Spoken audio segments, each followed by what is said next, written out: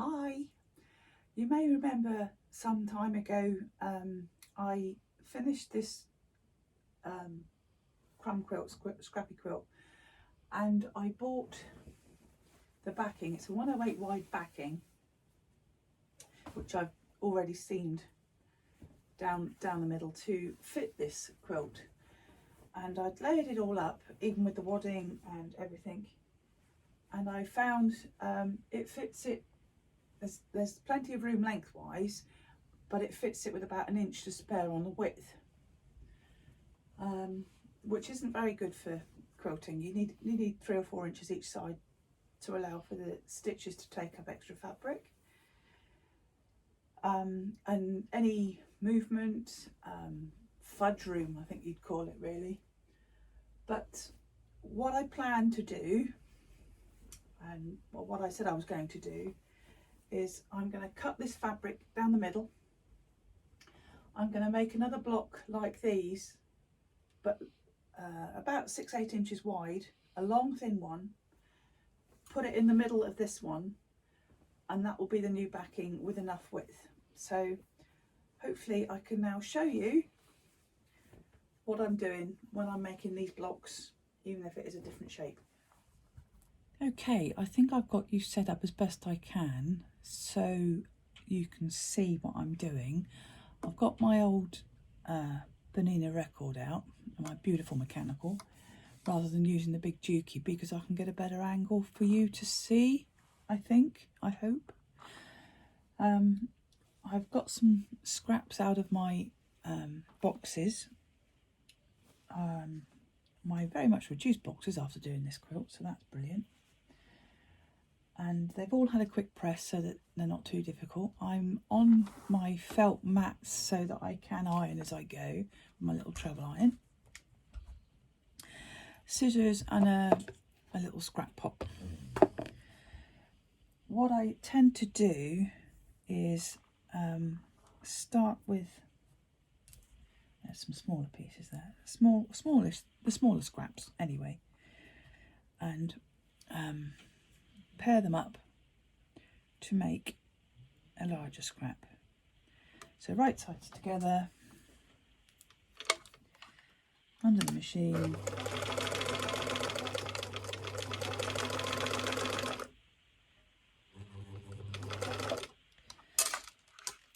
you are jiggling a little there. I'll just see if I can move you any more. It's a bit of a precarious setup. Right, I'll see if that jiggles you any time now. I've done the right sides together, done the seam on there. I'll open it up and give it a quick press. I have no batting, wadding, backing fabric. I am doing it without a safety net. That's all it takes. So I have now got a new piece of fabric. I'll take another piece of fabric that will fit on one of the straight edges. Right sides together.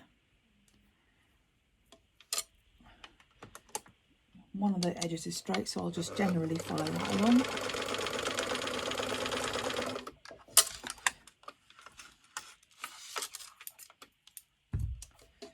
Okay. There are bits of excess thread and fabric. I'll just quickly trim those off. Not too worried. Open that out, give it a quick press. It's flat, new piece of fabric. Another piece of scrap, right sides together. Follow the straight line.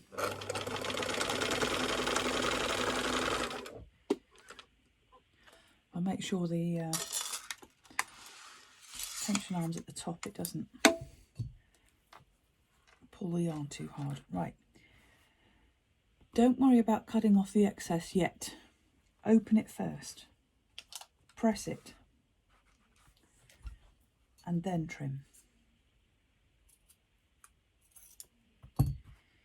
If you trim while it's still closed, you sometimes give yourself a strange angle. So I've now got a straight edge to work on the next piece.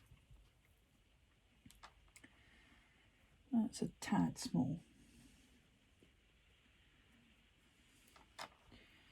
That piece will fit. It's got another piece already attached to it. I'm not bothered. On the straight.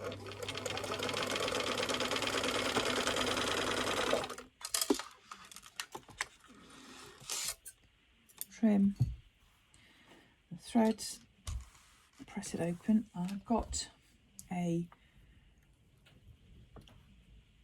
very non-straight edge here and here now, so now it's open I can cut across those to give me a straight edge, and that straight edge I can put another piece of fabric to.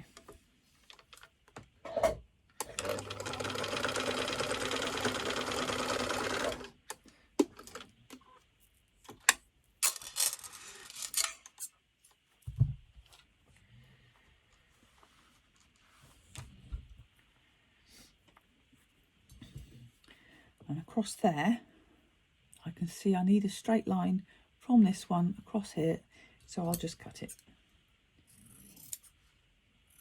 If you don't feel confident doing it with scissors, you can take it to a cutting mat and use a rotary cutter, which I sometimes do. As they get a bit bigger, I will take them to the cutting mat now and then, just to square up a straight edge. But I don't have enough room to have a cutting mat, and to be honest, scissors do fine. So I've just straightened that up a little. Have a search for another piece. What have I got in here? That bit will do. It's sometimes better if you make sure you have a bit of an overhang both ends. And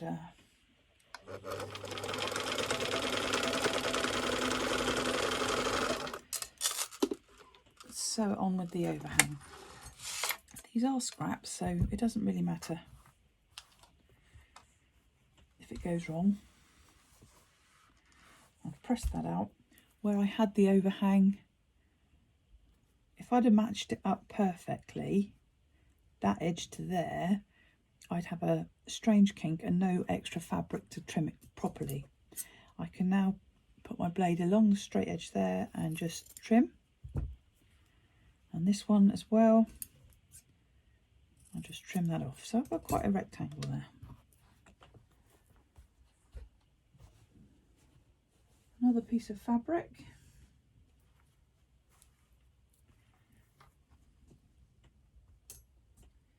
Sometimes you see triangles that want to fill in a gap for you. But like I said, these are all scraps. Just let the fabric do what it wants to do. I am sorry if you're getting a little jiggle.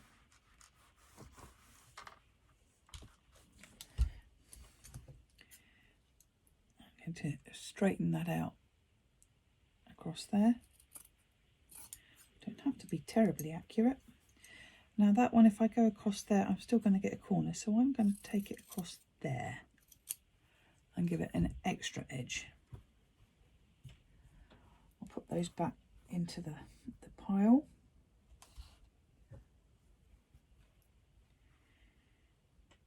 See, there's a little scrap. Most people say not worth keeping really, but that will fit in that corner. Okay, so right sides together, bits sticking out over the edges. Just gives me a bit of fudge room.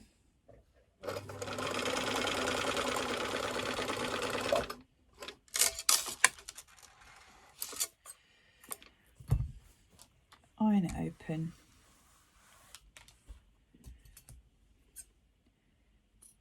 Then trim any bits you want to. Now that one goes up a little, so I'm going to just take that from there to there. Give me a straight edge.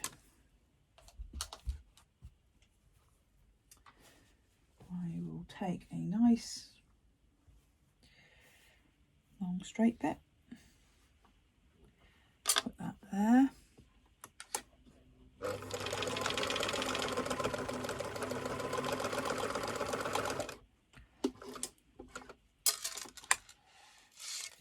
Oh, I seem to be out of bobbin. Always the way.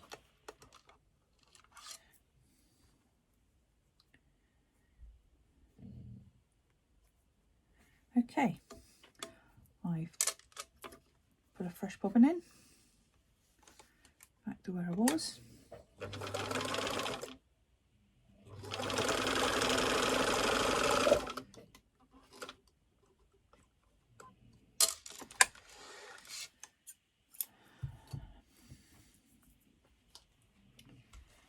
Open.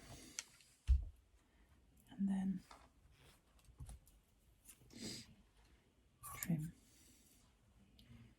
trim. So I'm going to put that bit to the side for the minute and start another one. Let's see.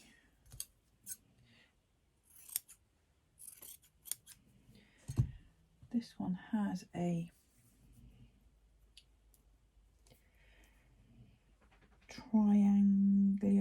triangular shape to start.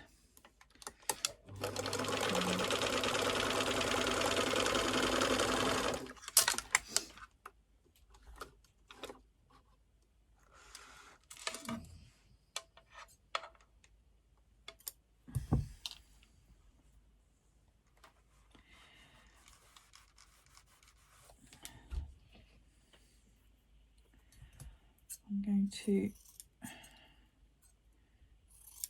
trim this several ways. So I've now got 5 sides on this one.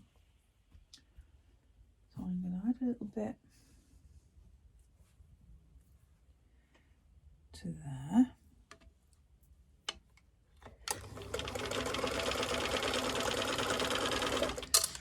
You will find you're dealing with a lot of bias edges.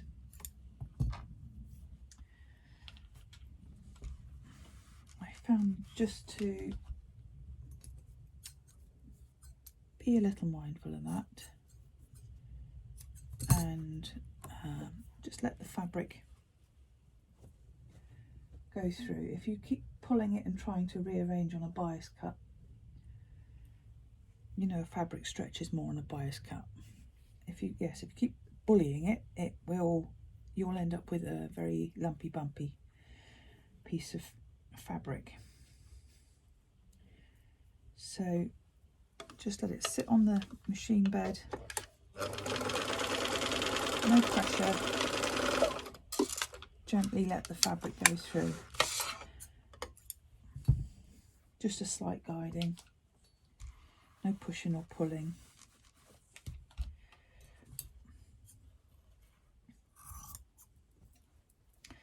Back in the pile, that one can go across there, and I'm going to take that way. So those two are scrappy bits. There's a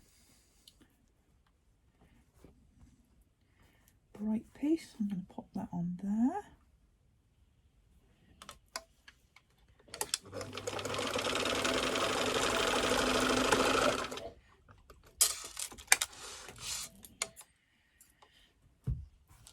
Away from the machine, line it open.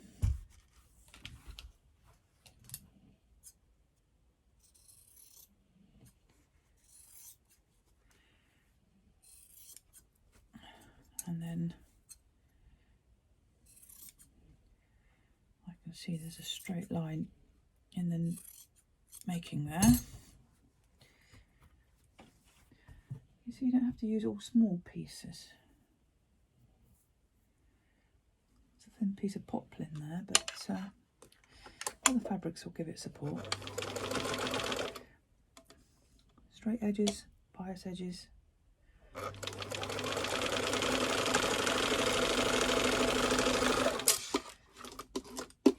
Just let it do its own thing.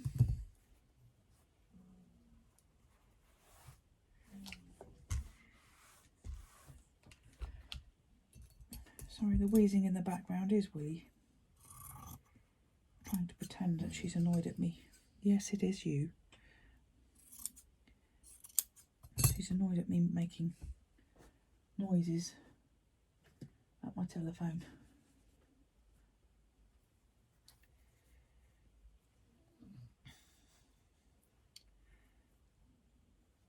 Pop that bit there, I think.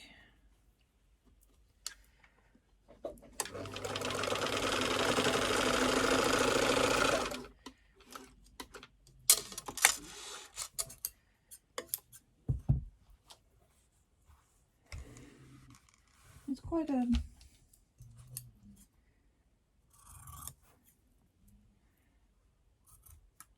rhythmical thing to be doing. It's also nice to be using up all these scraps. I'm not taking any notice of the colour.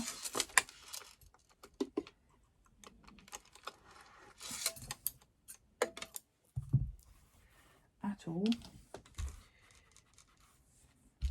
I do have a big, well, it's not a big box now, it's a copy paper box. And it's greatly reduced. But I sorted them into colour families because I made some little bags out of them. So I needed them in colour families to make it a bit more coherent.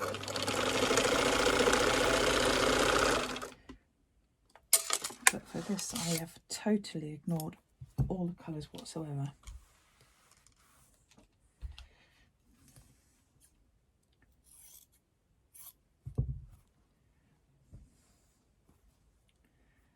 That one. Let's see what I've got over here.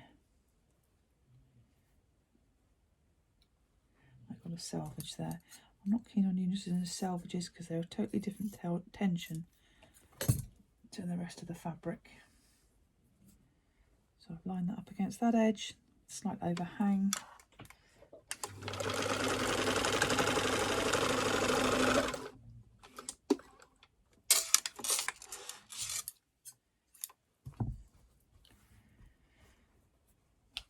Iron it open.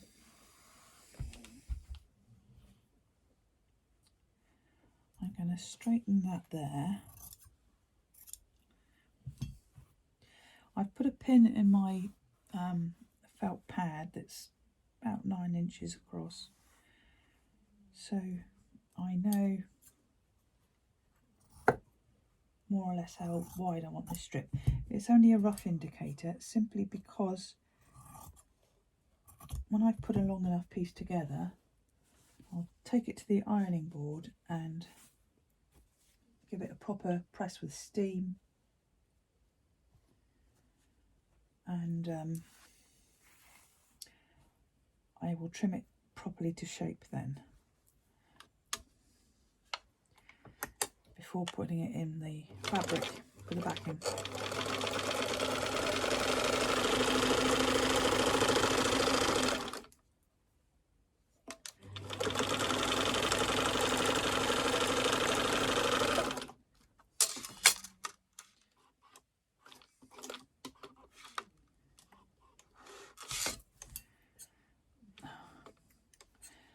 So used to needle up on my dookie and my old baninas, my other baninas. I've got another one under the desk here, a modern one, which I could have got out, but I love this old one. I do love a mechanical. I got a feeling I might stick that on there. So I'm going to pop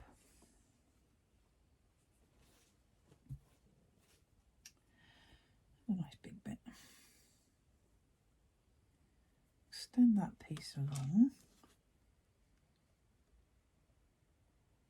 Actually, I'm going to extend it the other side because there's more seams there.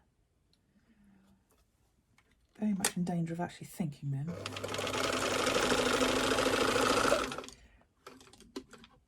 Try not to think, just do.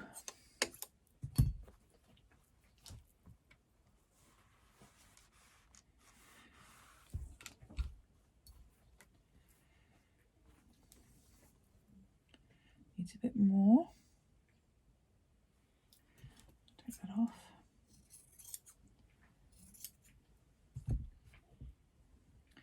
Put a tiny bit on there.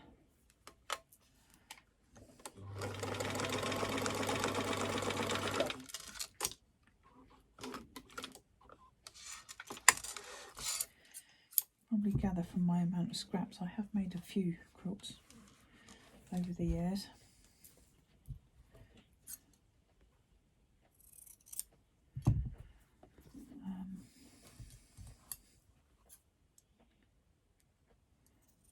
Cut that way and find another. That's the same fabric.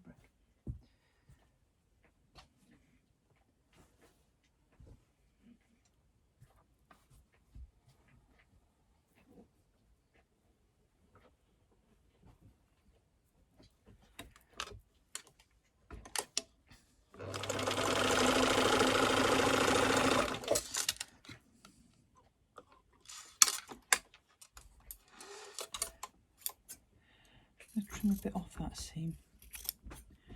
Woolly's having a glop.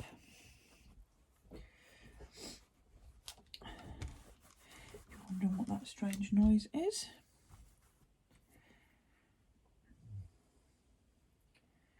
Nearly there with that one. I just need another little bit. That straight edge piece there, I think. That's green again. Let's put that across there.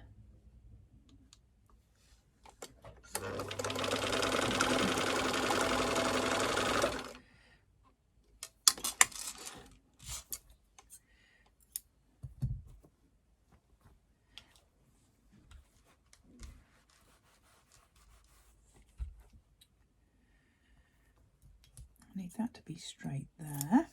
And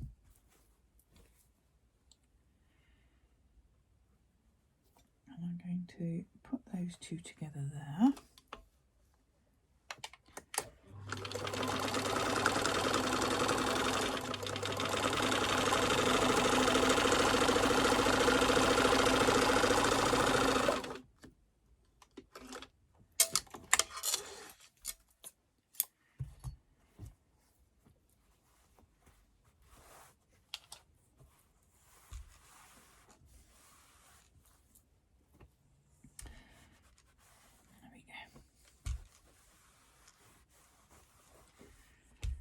Now that is more or less there. I'm going to just trim that down. So I know it's not terribly rectangular, especially on the edge there, but it's more or less the right shape.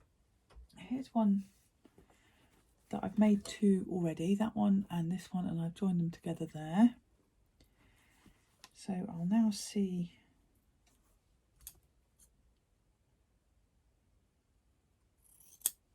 if I can add that one. Can't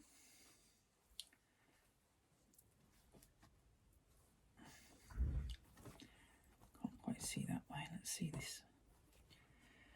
Keep more or less a straight-ish edge idea, and I'm over making it. I'm going to join those two together now.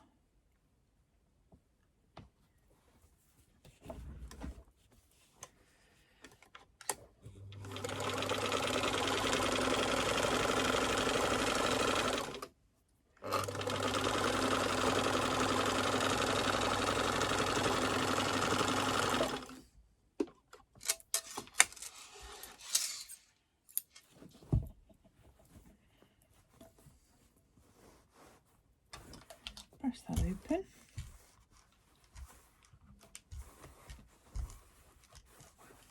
And you can see my strip is coming along quite nicely. Still a fair bit to trim off the sides, plenty of room to manoeuvre there. As long as I keep the straight-ish orientation, I will soon have enough to put down the centre of the block. Of the backing, sorry. So I'll get on with a few more of those and I'll come back to you later. I'm back now. I've finished putting all my scraps together. I now have a strip which is about 9 inches wide and long enough to go the full length of the quilt.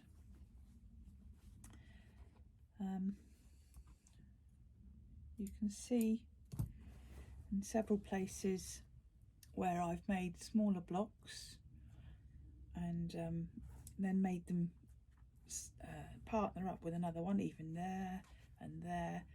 But when it's all together and quilted, you won't see any of that, and it'll be as crazy as the front blocks are. The blocks that are on the quilt are exactly the same. You start with a small piece and build on it and build on it and build on it, but you consciously go round in circles rather than try and go into blocks and strips.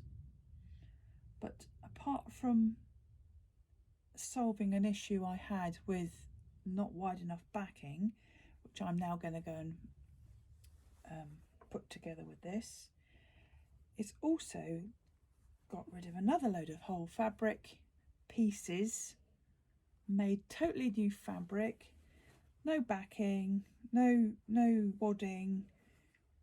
It's totally without a net.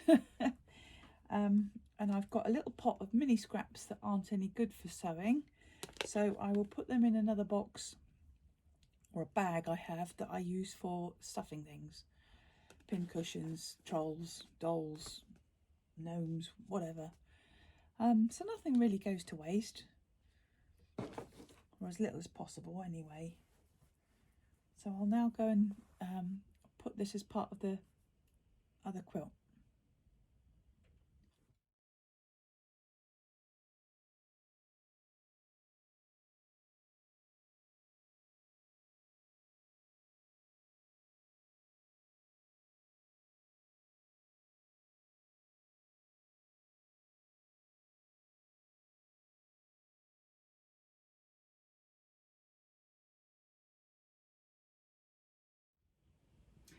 So here's my scrappy strip inserted into the middle of my backing fabric, which was a little bit too narrow. It's about 8 inches wide now, the seams have been taken in. So that's added about 4 inches to each side. So I've now got about 5 inches each side to play with, which is very useful when it comes to quilting it. It also ties in with the quilt top, the flimsy, as it's the same technique, just a different shape. It's a lovely way of using up scrap fabric, so I'm glad they're now out of my cupboard and into something useful. I can now quilt it on the sewing machine or on the long arm. I won't be hand quilting this one, there's far too many seams in it. I'm not sure when I'll get round to that, so don't hold your breath. But it's a good result and a good way of extending backings and tying them into the front without any problems, I think, anyway. So I hope you enjoyed that little video on how I did this, and if you did, thumbs up, don't forget. Thank you very much, and I will hope to see you soon. Bye.